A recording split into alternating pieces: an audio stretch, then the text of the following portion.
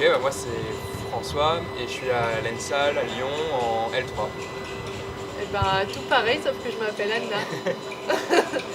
Tout pareil sauf que je m'appelle Sophie. Alors, donc, je m'appelle Marie, je viens de l'école de Clermont-Ferrand.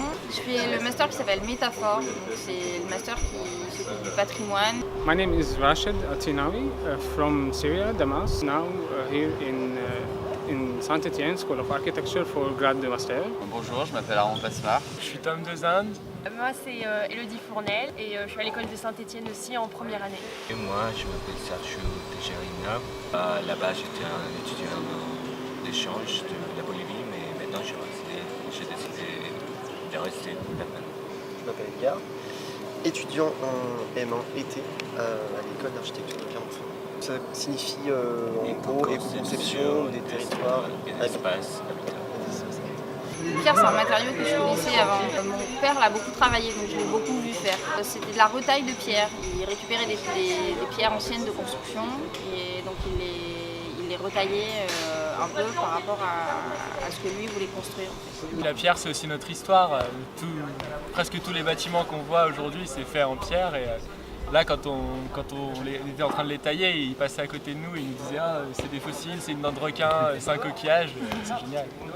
Moi, j'ai fait des chantiers de restauration des monuments historiques à l'association. Donc j'ai un petit peu travaillé la pierre, mais surtout en maçonnerie, pas trop en taille de pierre. Moi j'ai fait un projet de logement où j'utilisais la pierre et où du coup j'avais pas mal bossé sur le bouquin de Pérodin, Construire en pierre de taille.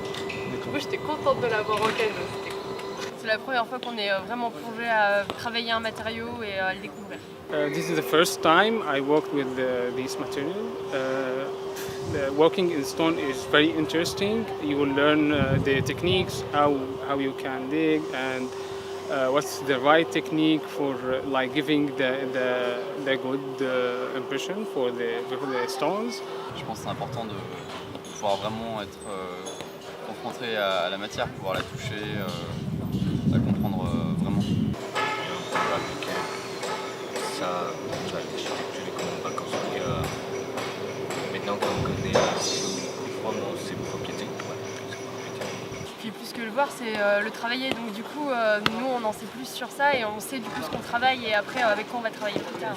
Je crois que c'est nécessaire pour savoir comment est-ce qu'on travaille la pierre et quel type de granulométrie, comment est-ce qu'on travaille avec quel type de pierre pour savoir effectivement comment travailler avec justesse en architecture.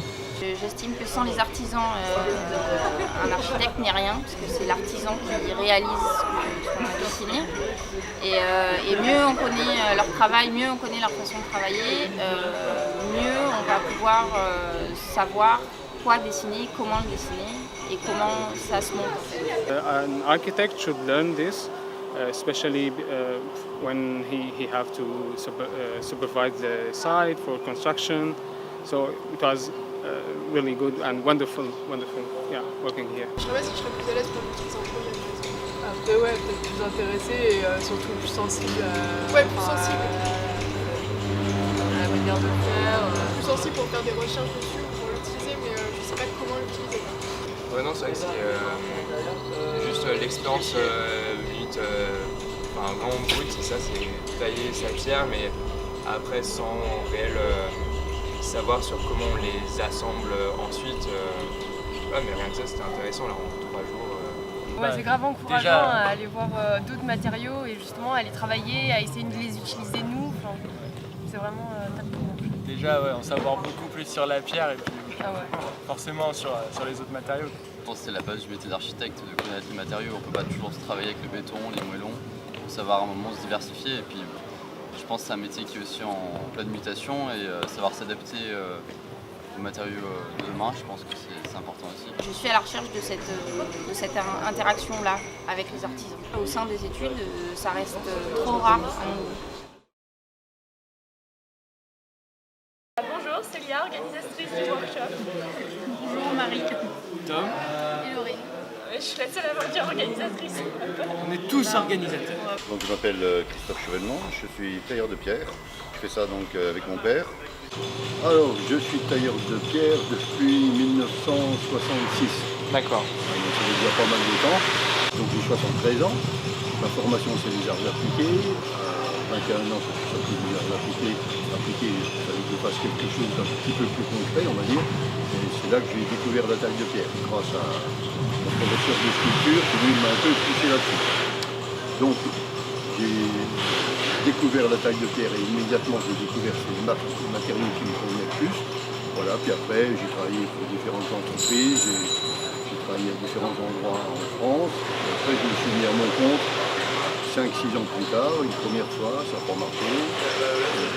J'ai refait du travail, après une deuxième fois, je me suis mis à mon compte depuis 1971, et là, ça n'a pas arrêté jusqu'à maintenant. Quoi. On fait la formation toute l'année, donc on forme des jeunes et des moins jeunes, des filles et des garçons, des lettrés et des moins lettrés, et on fait de telle manière à mélanger les uns les autres. Par exemple, cette année, on a déjà eu 3 architectes diplômés et d'autres qui n'avaient aucun diplôme, qui avaient commencé à travailler à l'âge de 14 ans. Et en mêlant les deux, les très intellectuels aident les plus manuels et inversement. Moi, peut-être l'essentiel de mon expression dans la taille de pierre, c'est de faire des choses qui peuvent être plutôt relativement humbles. J'aime bien ce côté un petit peu presque anonyme qu'on peut avoir dans la pierre. J'ai toujours été intéressé plutôt par le travail d'équipe, même si je fais des choses qui peuvent être appelées plus création personnelle, ça n'a pas vraiment d'importance. C'est comme une expression musicale que je vais mettre dans la pierre, dans une association que je vais avoir avec certaines pierres. Mais ce qui m'intéresse le plus, c'est la taille de pierre d'une façon relativement simple et qui pour moi sera relativement élevée, comme la construction cistercienne par exemple. Tu vois. La construction cistercienne, dans ce qu'elle va avoir d'épuré, qui est pour moi des fois plus proche de la sculpture que d'une ornementation très chargée. C'est ce que j'aime bien dedans. Et de fil en aiguille, c'est comme ça qu'on a créé le mini-centre de formation où on est à Saint-Antoine, ça fait 26 ans, un peu pour donner la possibilité aux uns et aux autres de trouver un moyen d'expression que moi j'ai trouvé il y a plus longtemps. Déjà, on est dans un pays où il y a énormément de patrimoine, donc le fait de le faire vivre et puis perpétuer, c'est très très important. Donc connaître quelque chose simplement pour ça, ça vaut pas le coup. Par contre, le retransmettre, ça c'est génial. C'est très agréable à faire. Il y a un changement depuis une dizaine d'années, c'est que d'une part, il y a moins d'argent au niveau des collectivités, donc celles et ceux qui veulent faire ce métier-là dans une démarche d'aller travailler dans les monuments historiques sont un peu déçus, parce qu'il y a moins de travail. En même temps, on sait très bien que dans les moments de crise ou les moments un peu moins marrants financièrement, l'écart entre les très pauvres et les très riches augmente. Donc, ce qui remplace actuellement les collectivités, ce sont les individuels qui ont beaucoup d'argent et qui ont tendance à venir nous chercher pour créer ou pour restaurer des choses.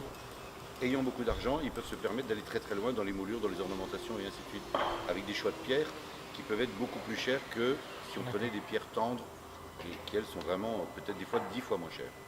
D'autre part, il y a un changement dans les esprits qui est que avant on avait beaucoup de couples, même de jeunes couples, qui voulaient des choses en pierre, mais pas automatiquement dans une idée de les garder longtemps, parce qu'ils savaient qu'arrivés à un certain âge, ils allaient être mis dans les hospices.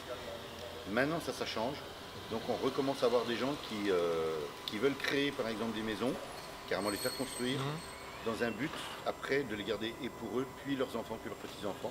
Donc ils nous demandent des choses qui vont perdurer. Et ça c'est un grand changement.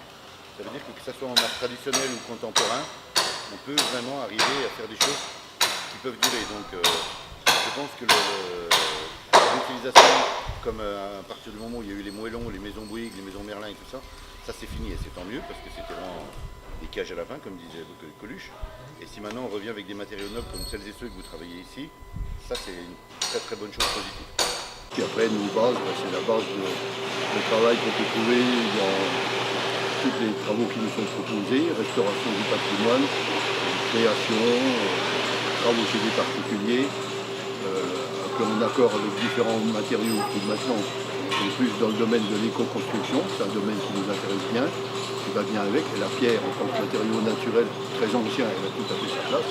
Le workshop pierre vient en continuité du workshop terre qu'on a amorcé en octobre 2015.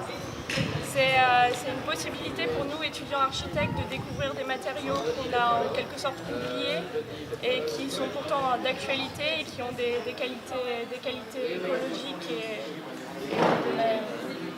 des qualités économiques qui sont aussi des enjeux d'aujourd'hui, alors qu'on n'en parle pas assez. On a envie d'aller voir par nous-mêmes ce que ça pourrait être. On découvre rien en fait, on s'attache seulement à réemployer des matériaux qui étaient employés, qui ont été oubliés, malheureusement quelque part. La pierre effectivement c'est comme matériau géomatériaux extrêmement naturel, on ne peut plus naturel et qui durable par excellence en fait, c'est vraiment le matériau, si c'est pas le plus écologique, en tout cas il est dans le top 3 des matériaux les plus écologiques. Matériaux qu'on a complètement oubliés par perte des savoirs et par l'avènement du béton, hein, sans critiquer le béton outre mesure, il n'y a pas besoin de ça. C'est un matériau qui permet effectivement des constructions complètement écologiques, locales, avec un savoir-faire local, donc avec tous les avantages qu'il y a d'un point de vue environnemental déjà, évidemment, social et économique pour les économies locales précisément, et qui permet de redévelopper, redécouvrir des savoir-faire qui ont été oubliés avec le temps, et des matériaux qui sont, comme je dis, écologiques, éco-logiques, éco-raisonnés, qui sont très adaptés à leur milieu, au milieu où ils sont utilisés, et qui s'y adaptent pleinement et qui sont faits pour en fait.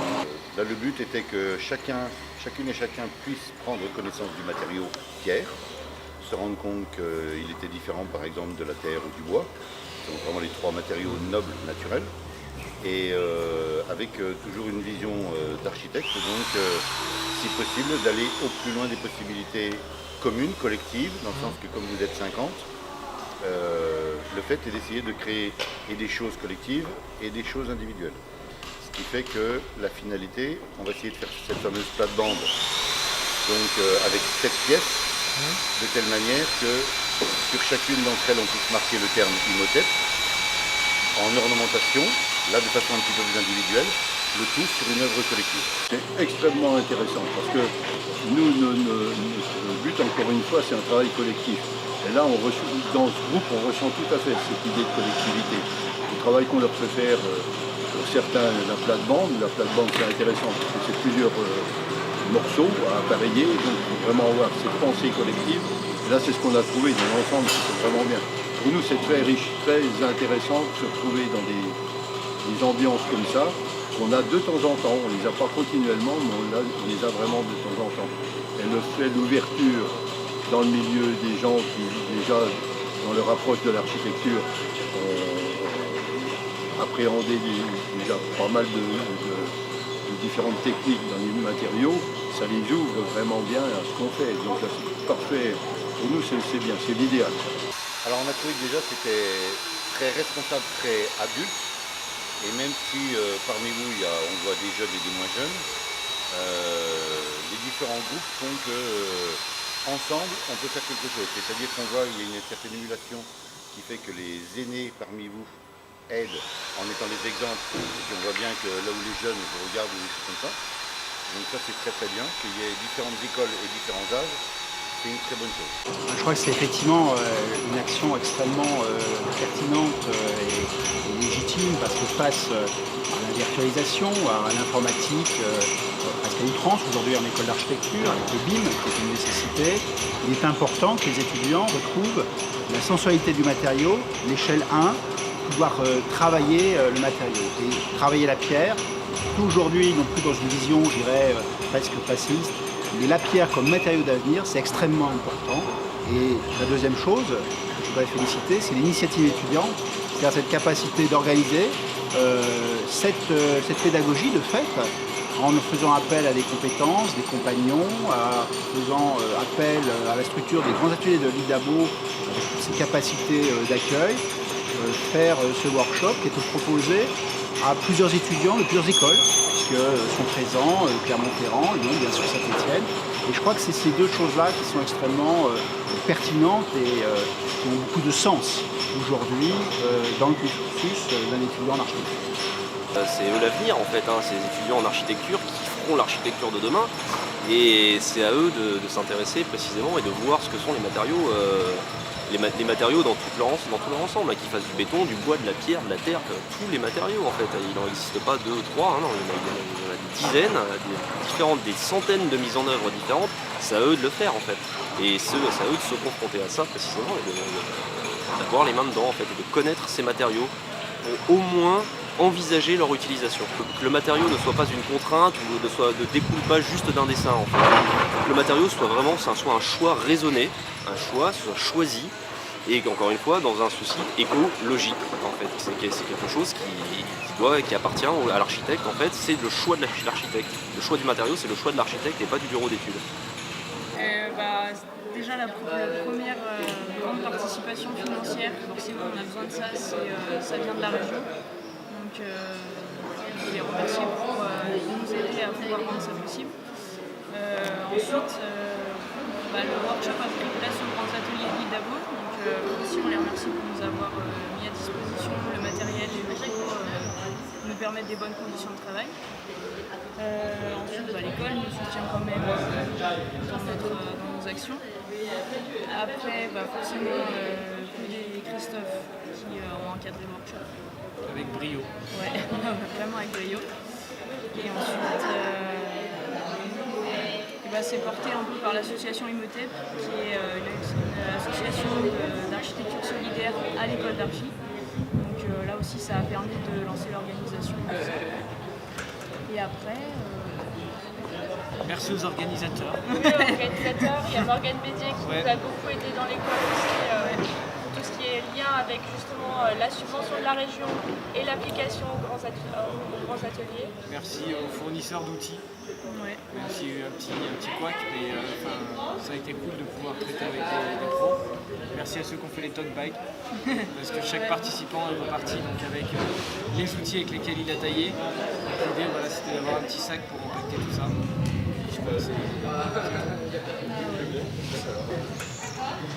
Merci, c'était cool. Nous, on était partants pour commencer quand vous voulez.